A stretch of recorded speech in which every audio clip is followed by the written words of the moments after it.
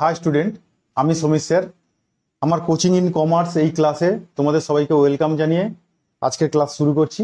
আজকের ক্লাস যে টপিকের উপর থাকবে সেটা হচ্ছে মেটেরিয়াল কস্টিং। এটা তোমাদের কস্ট অ্যাকাউন্টিংয়ের একটা চ্যাপ্টার।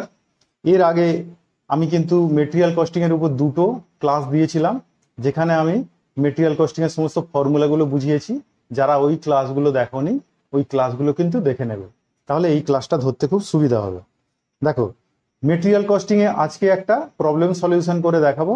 তা প্রবলেমটা আমি পড়ে শোনাচ্ছি, কিন্তু তোমরা তোমাদের স্ক্রিনের মধ্যে দেখতে পাবে, ঠিক আছে? প্রবলেমটা এরকম আছে, two component A and B are used as follows. Normal use 60 unit per week, minimum use 40 unit per week, maximum use 80 unit per week.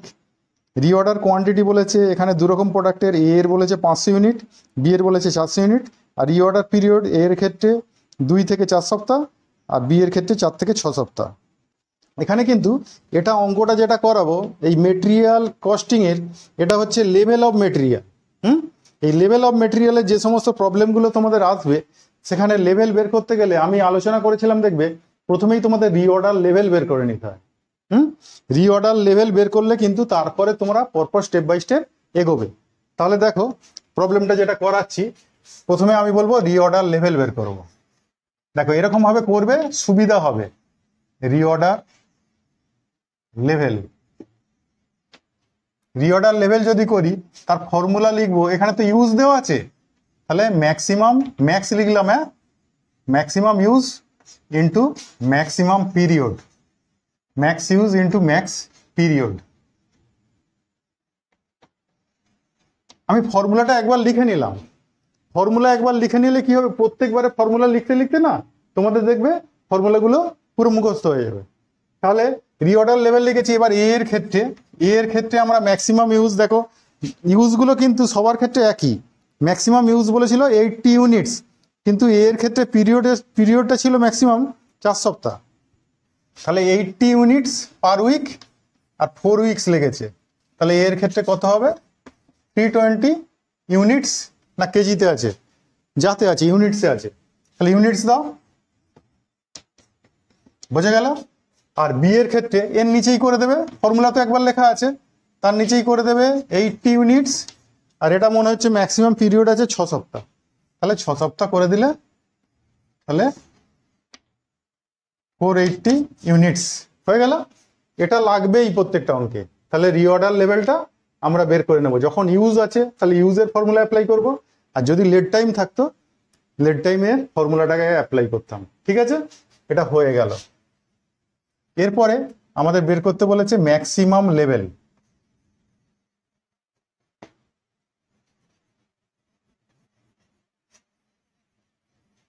Maximum লেভেলের ফর্মুলাটা হচ্ছে, আগে লিখে নাও এইরকম, রিঅর্ডার লেভেল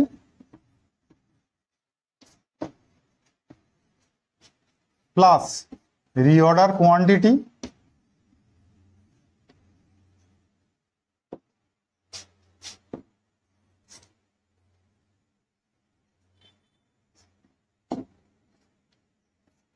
এই টিআই টিওয়াই আছে, ওখানটা লেখার জায়গা নেই বলে ওয়াইটা বোঝা যাচ্ছে না। Reorder level plus reorder quantity minus minimum use,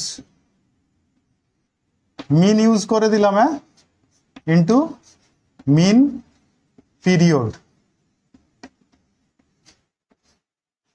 দেখো, রিঅর্ডার লেভেল এইমাত্র এর ক্ষেত্রে আমরা যদি করি, এ রিঅর্ডার লেভেল এইমাত্র বের করেছি কত, 320 প্লাস রিঅর্ডার কোয়ান্টিটি কিন্তু আমাদের প্রবলেমের মধ্যে বলে দিয়েছে, এর ক্ষেত্রে 500, বি এর ক্ষেত্রে 400। তাহলে এ রিঅর্ডার কোয়ান্টিটি হচ্ছে 500 ইউনিট মাইনাস মিনিমাম ইউজ কিন্তু বলে দিয়েছিল প্রবলেমের মধ্যে 40 ইউনিটস, আর এর মিনিমাম পিরিয়ড ছিল 2 সপ্তাহ। তাহলে 40 ইন্টু 2 উইক, তাহলে কত, 80 বাদ, তাহলে 820 থেকে 80 বাদ দিলে কত হবে, 740 নাকি?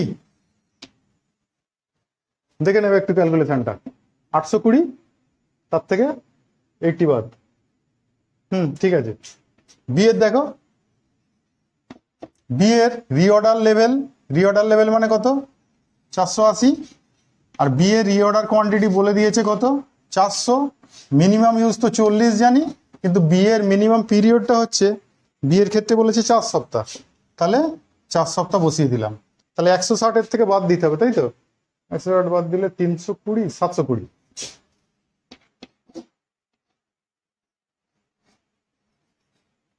এই ক্যালকুলেশনগুলো আমি মুখে করছি, যদি ভুল হয় দেখে নেবে।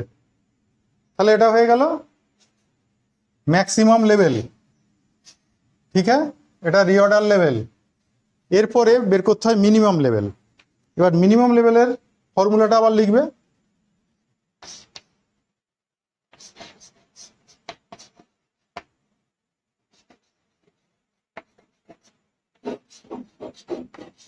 দেখো মিনিমাম লেভেলের ফর্মুলাটা হচ্ছে এইরকম, রিঅর্ডার লেভেল। তাহলে রিঅর্ডার লেভেল প্রত্যেক জায়গায় লাগছেই,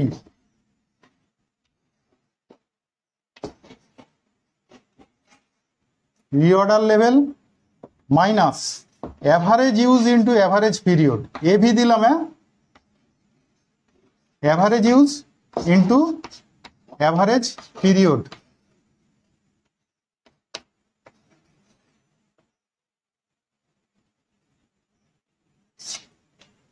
এইবারে আমি কিন্তু এরকম ধরো ছোট ছোট করে লিখেছি মিন ইউজ, তোমরা কিন্তু এক্সামের খাতায় তোমরা কিন্তু পুরো লিখবে, মিনিমাম স্পেলিং করে লিখবে, নইলে উল্টো পাল্টা স্যারের কাছে গেলে না হয়তো নাম্বার কাটতে পারে।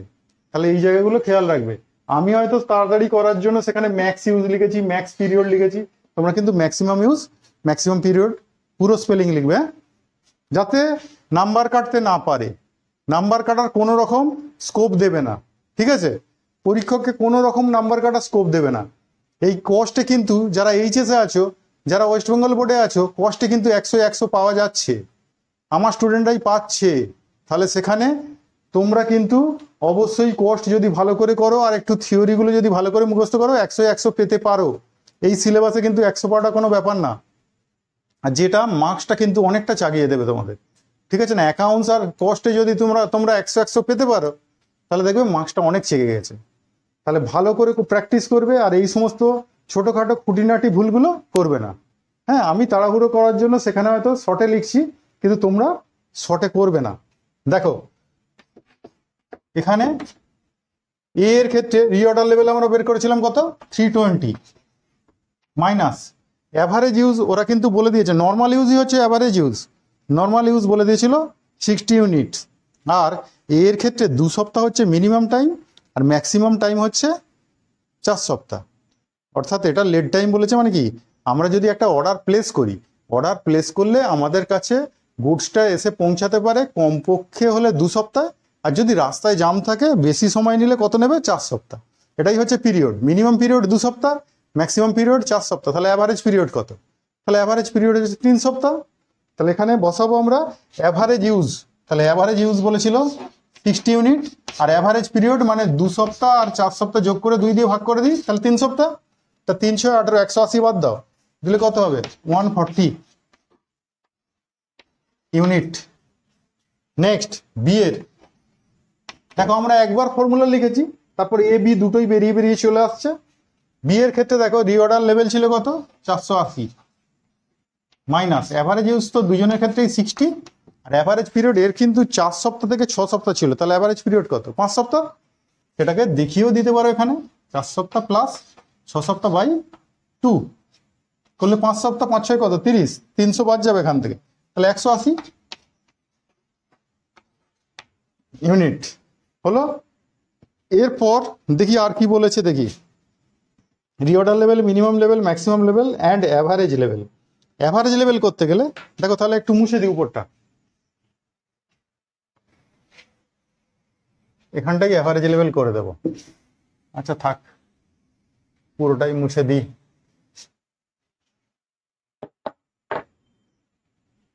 দেখো তাহলে এটা ডি হবে। অ্যাভারেজ লেভেলের ফর্মুলা কি,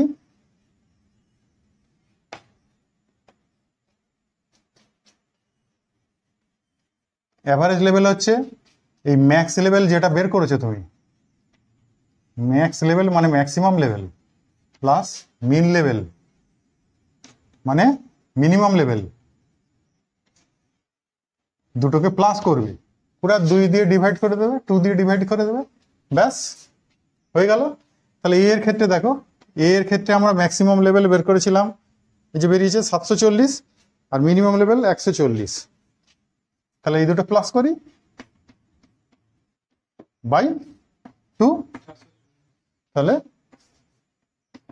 440। আর বি এর ক্ষেত্রে দেখো, ম্যাক্স লেভেলে আমরা বের করেছিলাম 720, আর মিনিমাম লেভেল বের করেছি দেখো তো বি এর ক্ষেত্রে 180। তাহলে দুটো মিলে কত হচ্ছে? 900।